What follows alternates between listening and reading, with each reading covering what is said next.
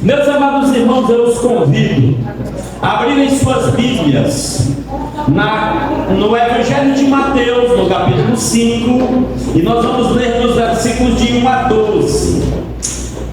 Sempre reforço que Mateus é o Evangelho do Reino. Mateus é o Evangelho do Reino.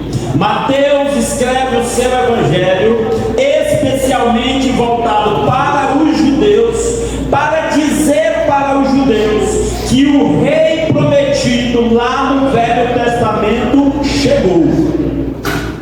O rei que foi profetizado lá no Velho Testamento, ele chegou. Ele é Jesus. E então Mateus, todo o seu evangelho gira em torno do tema do reino de Deus entre nós. Uma das declarações mais contundentes de Mateus sobre o reino de Deus é quando Jesus diz assim: se eu expulso o demônio pelo dedo de Deus, então chegou a vós o reino de Deus.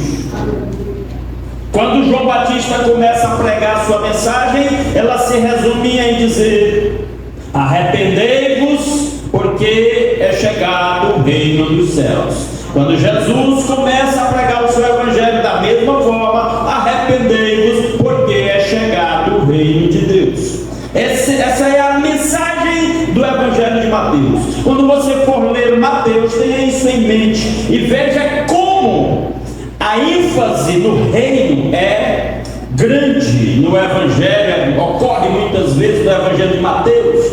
Jesus diz assim: buscai primeiro o reino de Deus e a sua justiça, e as demais coisas vos serão acrescentadas. Quando ele ensina a orar, ele diz: venha a nós o vosso reino, seja feita a sua vontade, aqui na terra como é no céu. Há um capítulo, o capítulo 13, que é dedicado às parábolas do reino, em que Jesus começa algumas daquelas parábolas dizendo: o reino dos céus é comparado. Aí ele faz uma comparação e depois novamente outra comparação, e assim ele vai comparando o reino dos céus com várias figuras terrenas, para ajudar-nos a compreender o significado do reino dos céus.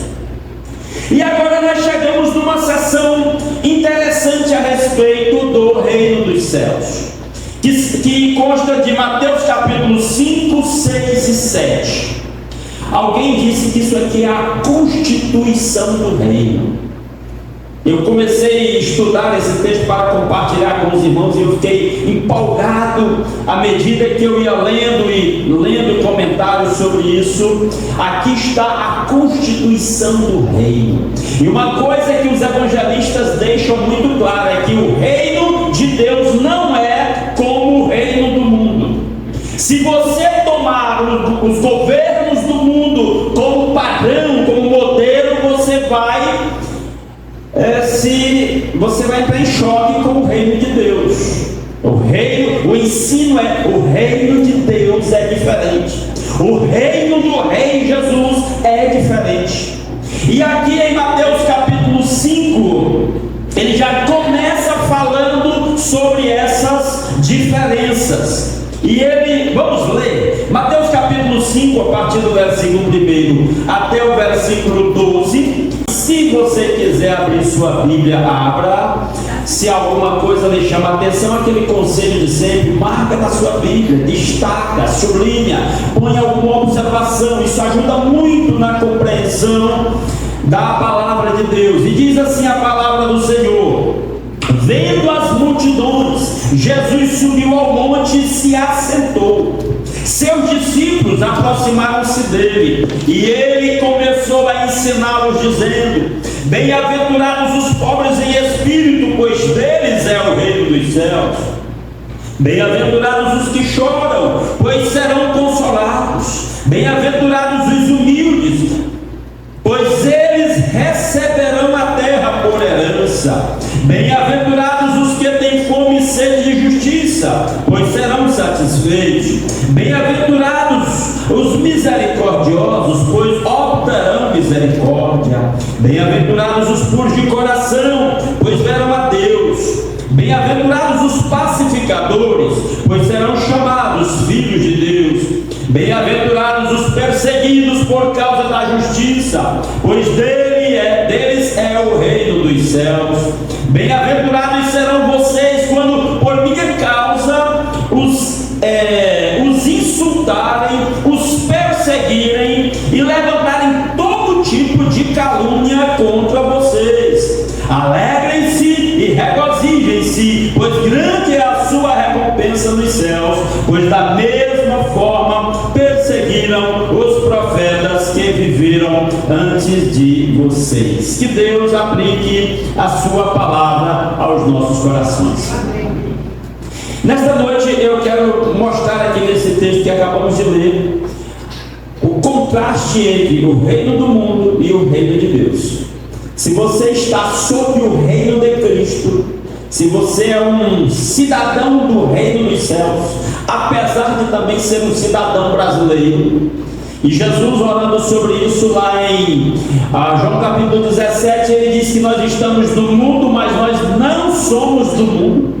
E baseado nisso eu sempre digo que o cristão é alguém que vive com os pés na terra, mas com os olhos na eternidade. Então é muito importante que você entenda como se comportar, como deve ser a sua postura neste mundo enquanto você estiver aqui, mas como cidadão do reino dos céus, como Cristo, como o seu rei.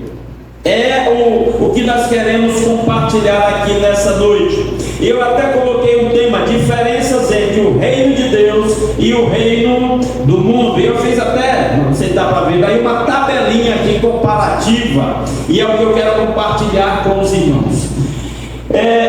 Apesar da palavra bem-aventurados aqui ocorrer 9 vezes, muitos fazem uma distinção entre a 8ª e a 9ª vez, mas eu preferi, por minha conta e risco, juntar tudo no mesmo pacote.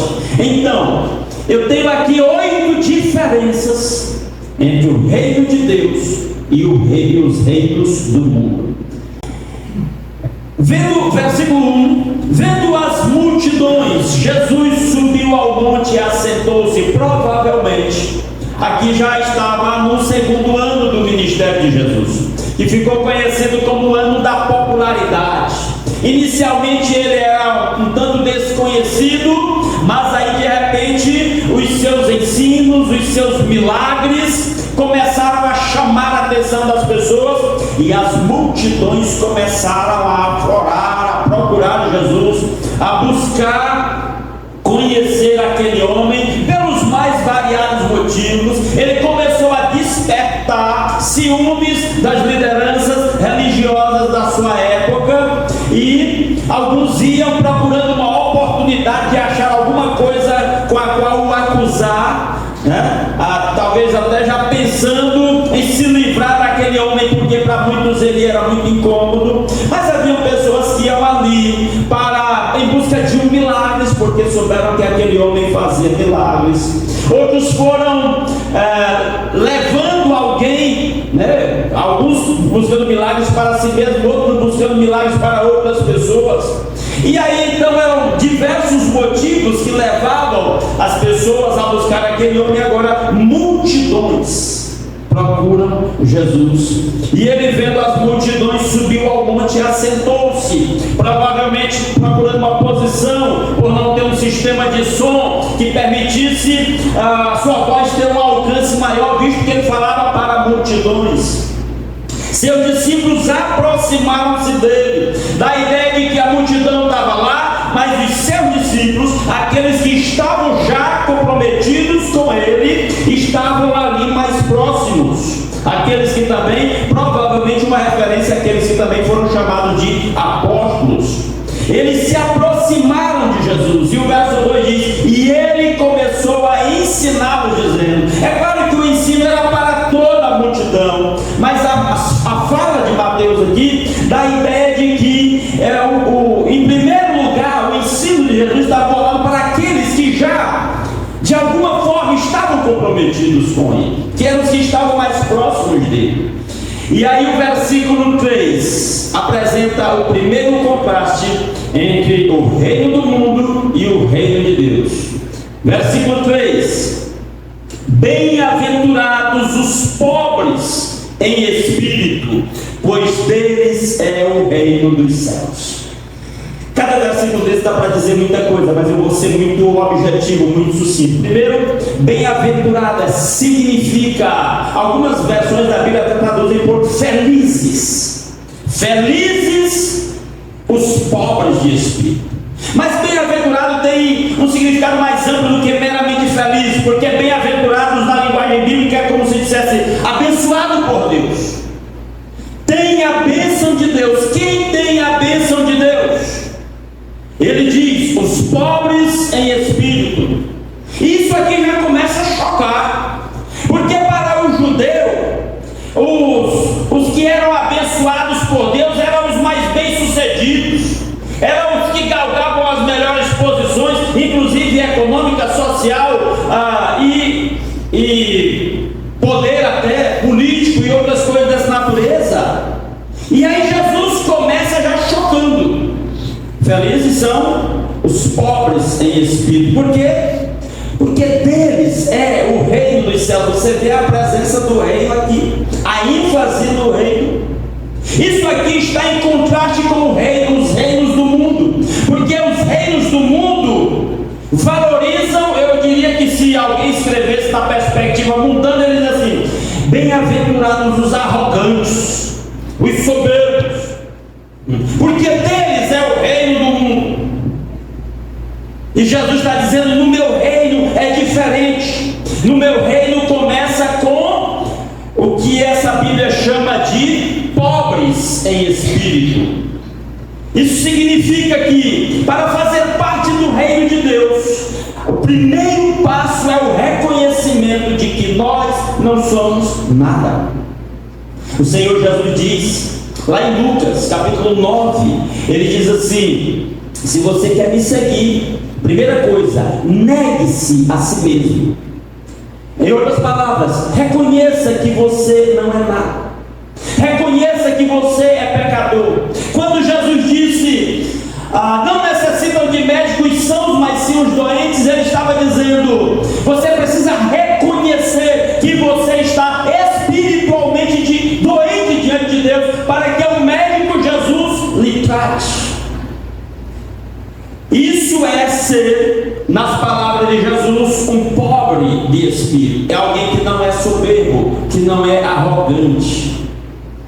Então, no reino de Deus, os bem-aventurados, os felizes, os abençoados por Deus são os mais humildes, os que estão mais vazios de si mesmo. Eu costumo dizer, de vez em quando eu digo uma frase: eu não confio muito em quem confia demais em si mesmo. Eu olho com desconfiança em quem confia demais em si mesmo. Às vezes, há um ditado nordestino que diz: quando mais o boi é grande, mais a queda é esquisita. E o livro dos Provérbios diz que antes da queda vem a soberba. No mundo valoriza-se a valentia, a soberba. No reino de Deus valoriza-se a humildade. Segunda coisa, versículo 4: bem-aventurados os que choram. Por quê? Porque eles serão consolados. No mundo, bem-aventurado, feliz é quem sorri, feliz é quem aproveita a vida, feliz é quem festeja. É assim no mundo. E aí as pessoas querem hoje, com a internet e as redes sociais, como as pessoas tentam às vezes transparecer uma vida que elas não têm nas redes sociais. E aí Jesus está dizendo: no meu reino não é assim. No meu reino felizes são os que choram. E nesse mundo às vezes há muitos momentos em que nós choramos.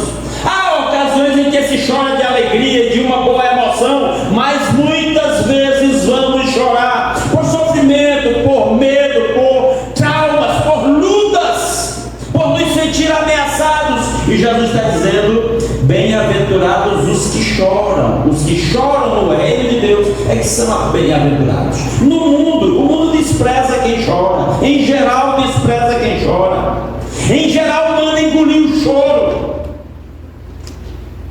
do reino de Deus, ele está dizendo: bem-aventurados que choram, e ele, em cada uma dessas falas, ele faz uma promessa. Para os pobres de espírito, ele diz: deles é o reino de Deus. Deus reina sobre vocês. Deus tem promessas para vocês que são pobres de espírito. No versículo 4, a promessa diz: você vai ser consolado. Haverá quem hoje sorri e que depois vai chorar, e vai chorar tarde demais. E a promessa é: você chora, você pode passar por sofrimento nesta vida, mas se você está no meu reino, você confie, você será consolado. É a segunda diferença. A terceira diferença, versículo 5: bem-aventurados os humildes, pois eles receberão a terra por herança. Há uma outra versão da Bíblia que diz: bem-aventurados os mansos. De certa forma tem a ver com o primeiro versículo, eles todos estão interligados. No reino de Deus não tem lugar para arrogância, para soberba. No mundo tem. No mundo os mais valorizados são os mais valentes, os que batem na mesa e dizem: eu não levo desaforo para casa, sai da minha frente que eu te atropelo. É assim no mundo, e muitas vezes essas pessoas são muito valorizadas. E aí Jesus chega e diz a ele: bem-aventurados os humildes. E é incrível que ele diz, a promessa que ele faz para os humildes: não são os valentes, não são os arrogantes que vão, como é que ele diz? Receber a terra por herança, conquistar o mundo. No final das contas, quem vai prevalecer é o Senhor Jesus, que foi morto naquela cruz em nosso lugar, e o povo que se rendeu a Ele.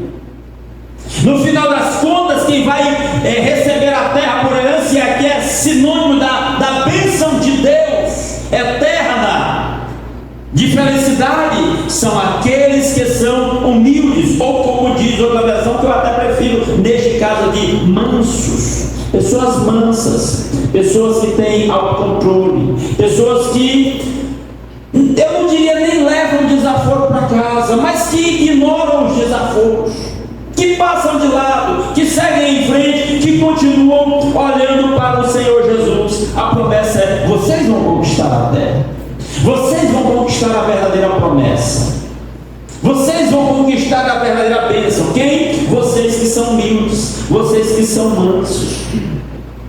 Quando as circunstâncias da vida levam um arrogante, um soberbo, a, como se diz, quebrar a cara, a se frustrar, a se decepcionar, é uma manifestação da misericórdia de Deus. Deus está dando a oportunidade do sujeito reconhecer que ele não é nada e que ele precisa de Deus. Eu posso dizer isso me colocando como exemplo, não estou me colocando acima de ninguém. Exemplo no sentido infeliz.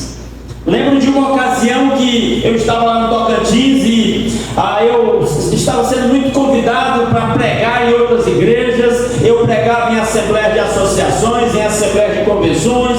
Eu fui presidente da Ordem dos Pastores, eu fui membro do Conselho da Convenção Batista do Tocantins, e minha agenda estava ficando cheia, e eu combinei com a liderança da nossa igreja que eu passaria um final de semana na igreja e outro final de semana pregando fora, e aquele negócio começou a subir para a minha cabeça. Eu estava começando a achar que eu era muito importante.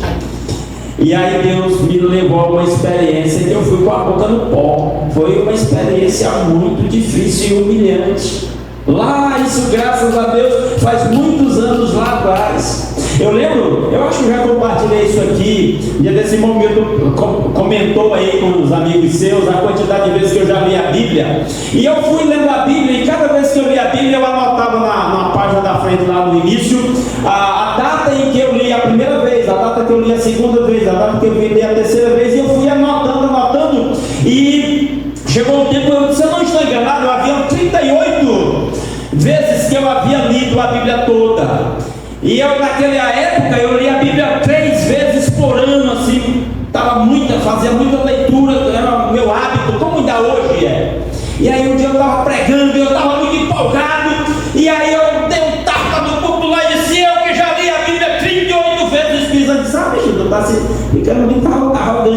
com essa história, tá estufando o dedo. E eu cheguei em casa e arranquei aquela página que estava anotada disso. Agora eu não quero mais nem saber desse negócio quantas vezes. Não faz diferença. Eu quero estar me alimentando espiritualmente com a palavra de Deus. Cuidado, a arrogância, a soberba é muito sutil, é como um bote de uma serpente, facilmente pode nos pegar, e daqui a pouco nós estamos aí dizendo: eu sou o cara, e essas coisas, e já está dizendo: no meu reino não tem lugar para isso. Quarto, versículo 6, ele diz: bem-aventurados os que têm fome e sede de justiça, pois serão satisfeitos. Não tem como neste mundo nós não termos fome e sede de justiça, porque infelizmente aqui temos alguns irmãos que são da área da justiça e sabem que infelizmente há muita injustiça praticada. Infelizmente a justiça se vende com muita facilidade, e às vezes pessoas que têm posses ficam em vantagem em relação a quem não tem.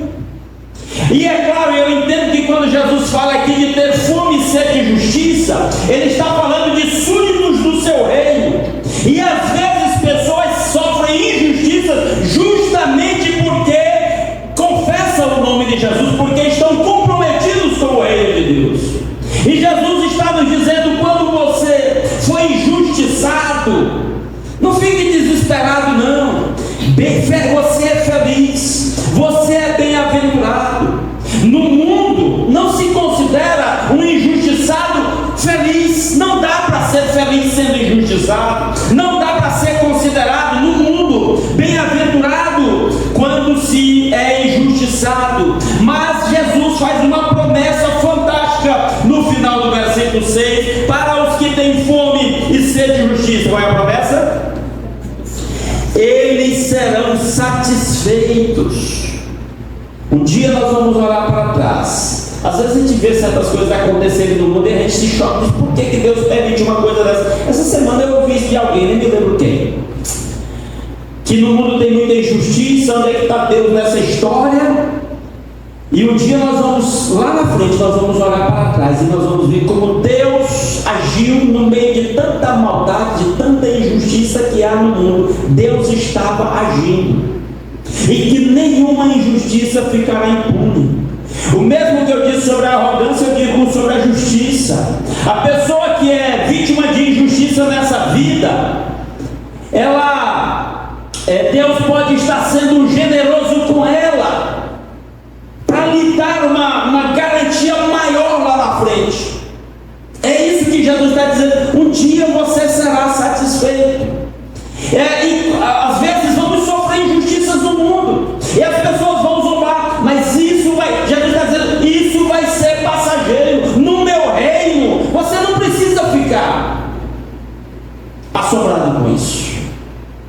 Você não precisa ficar lamentando isso. Ele diz: um dia vocês serão satisfeitos. É uma promessa para aqueles que creem em Jesus e se tornam súditos de Jesus, do seu reino. Esta é a promessa para os que têm fome e sede de justiça. Quinta diferença entre o reino do mundo e o reino de Deus. Versículo 7. Bem-aventurados quem? Os misericordiosos, porque eles obterão misericórdia. No mundo, muitas vezes, pessoas, falamos de injustiça, e às vezes pessoas conseguem ser desumanas. O egoísmo humano torna as pessoas desumanas, e às vezes desprezam as outras pessoas. Enquanto Jesus está dizendo: no meu reino você precisa ser misericordioso. Esse tema da misericórdia é muito interessante, porque na Bíblia nós somos objetos da misericórdia de Deus. Jesus deu a sua vida na cruz em nosso lugar por misericórdia de nós. Deus providenciou um meio de salvação só simplesmente pela sua misericórdia. Não há nenhum mérito da nossa parte. E Deus espera que com a mesma misericórdia que nós somos tratados por Deus, nós tratemos as outras pessoas. O mundo não espera muito que as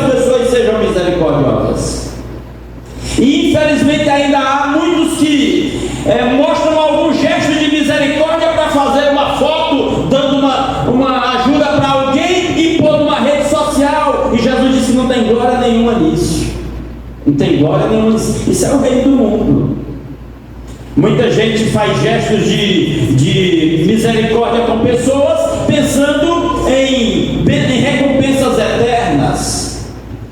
Muita gente faz gestos de misericórdia com pessoas para ganhar votos. Isso é o reino do mundo. Quando Jesus diz assim, bem-aventurados os misericordiosos, Jesus espera, e a palavra de Deus nos mostra que Deus espera que nós sejamos misericordiosos, porque nós fomos objetos da misericórdia de Deus. Quando você entende que Deus foi misericordioso ao dar seu filho para morrer na cruz em seu lugar, que você é objeto da sua misericórdia, você então terá um motivo para ser misericordioso com as outras pessoas. E Jesus está dizendo aqui no final do versículo 7, a promessa é: você obterá misericórdia. Até quando o mundo não for misericordioso com você, até quando o mundo te abandonar, não tenho que lamentar, não tenho que ficar com medo. Acredite, você alcançará, você obterá misericórdia. Já obteve quando entregou sua vida a Cristo, e obterá misericórdia de Deus. Deus olha para nós com o seu olhar de misericórdia. E aí vem a sexta diferença entre os reinos do mundo e os reinos de Deus. No mundo, a malícia é muito valorizada. O malicioso, o perspicaz, o esperto. No Brasil é o malandro, o que dá um jeitinho, é muito esperto. Isso é o reino do mundo. No reino de Deus, o que Jesus diz? Versículo 8: bem-aventurados quem? Os puros de coração, pois o que? Eles verão a Deus. Isso aqui vai lembrar daquele texto onde Jesus diz assim: aquele que não se fizer como uma criança não pode entrar no reino dos céus. O apóstolo Paulo explica isso lá em 1 Coríntios capítulo 14. Ele diz assim: irmãos, na malícia sejam como uma criança, né? Ele diz mais ou menos assim: no entendimento seja adulto, mas na malícia seja como uma criança. E aí Jesus está dizendo o quê? Bem-aventurados puros de coração, os que não olham para os outros com malícia. Há pessoas que já andam ligados 24 horas por dia, observando a vida dos outros, procurando maliciosos, procurando oportunidades. E Jesus está dizendo: isso não faz parte do meu reino, isso faz parte do reino do mundo. No meu reino, os felizes são aqueles que têm corações puros. E ele diz: eles verão a Deus. Vai lembrar as palavras lá de Hebreus capítulo 10, onde ele diz: sem santidade ninguém verá o Senhor. Com malícia no coração ninguém verá o Senhor. Isso aqui contrasta com o anterior, que diz: seja misericordioso. É preciso não ser malicioso para então ser misericordioso, porque no reino de Deus os felizes são os puros de coração, e a promessa para eles é que eles verão a Deus. E aí nós temos a sétima diferença entre o reino de Cristo e o reino do mundo, versículo 9, quando ele diz: bem-aventurados quem? Os pacificadores. No reino de Deus, felizes são os pacificadores. No reino do mundo, bem-sucedido são os que promovem a guerra. A gente ouvindo documentários sobre guerra, como há interesses econômicos de nações por trás dos movimentos de guerra entre países. Que coisa absurda! Jesus está dizendo: no meu reino não é assim, não. No meu reino, bem-aventurados são os que promovem a paz. E aí eu vou dizer uma coisa para os meus irmãos: eu não compreendo o crente que no lugar que chega ele vira encrenca. E infelizmente acontece, gente que confessa a fé cristã, e onde chega ele perturba, ele tira a paz. Que história é essa? O cristão, onde ele chega, ele promove o bem-estar, a alegria, ele apazigua, ele traz uma presença diferente, um sopro diferente, uma ele é o quê? Um pacificador. Bem-aventurados os pacificadores. Por quê? Qual é a promessa no final? Eles serão chamados de quê? Filhos de Deus. Por quê? Porque Deus é pacificador. O nosso Deus é o Deus da paz. O fruto do Espírito é paz. Então pacificadores são chamados filhos de Deus. E Jesus valoriza os pacificadores. Jesus despreza ou rejeita os que são arrogantes, briguentos. Lamento, é a palavra que diz. Jesus valoriza os pacificadores do seu reino. Os pacificadores têm prioridade e eles são representantes do próprio Pai. Na Bíblia, o Filho representa o Pai. Quando ele diz que eles serão chamados filhos de Deus, nós representamos o nosso Deus de paz, aqueles que são súditos do reino de Cristo. E aí chegamos à oitava diferença entre os reinos do mundo e o reino de Cristo. Ele diz, versículo 10: bem-aventurados os perseguidos por causa da justiça, porque deles é o reino dos céus. No mundo, bem-aventurado é o que é perseguidor, que vai à guerra, que vai à luta, que cobra a conta, como eu disse, que não leva desaforo para casa. Não é assim no mundo? O valente. Pois é, Jesus está dizendo: no meu reino, bem-aventurados são os perseguidos. Por quê? Por causa da justiça, por causa do reino, porque é súdito do reino de Deus. E a promessa é o quê? A mesma promessa do versículo 3: porque deles, o que está escrito aí? Pode olhar na projeção. Porque deles é o reino dos céus. Quem? Os perseguidos. Às vezes o apóstolo Paulo diz a Tito: quem quer viver piamente em Cristo padecerá a perseguição. O Senhor Jesus diz que às vezes os inimigos do homem serão da sua própria casa. Às vezes, por querer seguir a Cristo, você vai ser rejeitado em muitos grupos e às vezes até perseguido. Esses dias eu estava conversando, me permita dizer isso daqui, viu, Jonas? O Jonas, quando mostrou nas redes sociais que foi consagrado ao pastoreio, percebeu uma pessoa que é de influência lá no seu trabalho, agora fazendo oposição normal, nenhuma novidade nisso. Inclusive uma pessoa que confessa uma outra fé oposta à fé cristã, normal.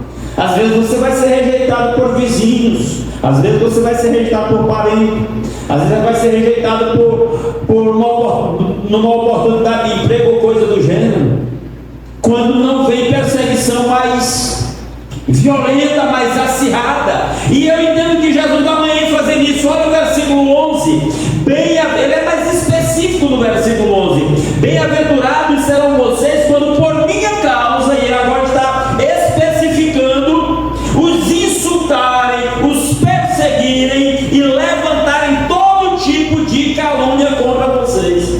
Aquilo que eu falei, eu acho que eu falei aqui hoje de manhã ou esses dias: você tem medo de calúnia?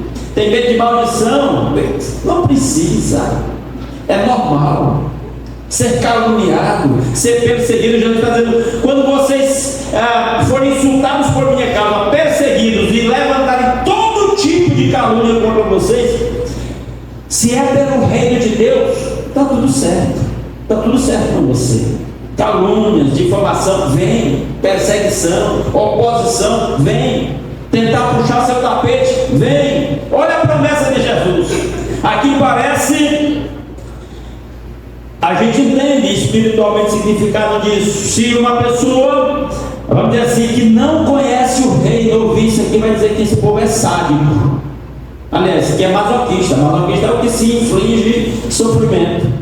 Por quê? Porque Jesus diz o que aí no versículo 12: você é perseguido, você é caluniado, as pessoas estão me insultando, alegre-se e regozijem-se, porque grande é a sua recompensa nos céus, pois da mesma forma perseguiram os profetas que viveram antes de vocês. Jesus está colocando os súditos do seu reino na categoria dos grandes homens, grandes aos olhos de Deus, muitas vezes desprezados pelo mundo, mas grandes aos olhos de Deus. A questão é essa: Não é o que o mundo acha de nós, é o que Deus acha de nós.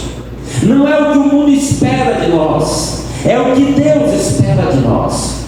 Acima de qualquer coisa, o que está em jogo é a nossa fidelidade ao nosso Rei. E esse chamado de Jesus no versículo 12 é incrível. Se alegre, meu irmão. O apóstolo Paulo diz em Romanos capítulo 12 que a tribulação produz perseverança, a perseverança produz paciência, a paciência produz esperança. O caráter vai sendo aperfeiçoado. Tiago fala nessa mesma linha. O apóstolo Pedro chega ao ponto de dizer assim: tende por motivo de grande alegria ao passarem por várias tribulações. Fique preocupado é quando você começar a ser bajulado demais por gente que não quer compromisso com Deus. Aí tem uma coisa errada, cuidado. Pode inclusive ser uma armadilha.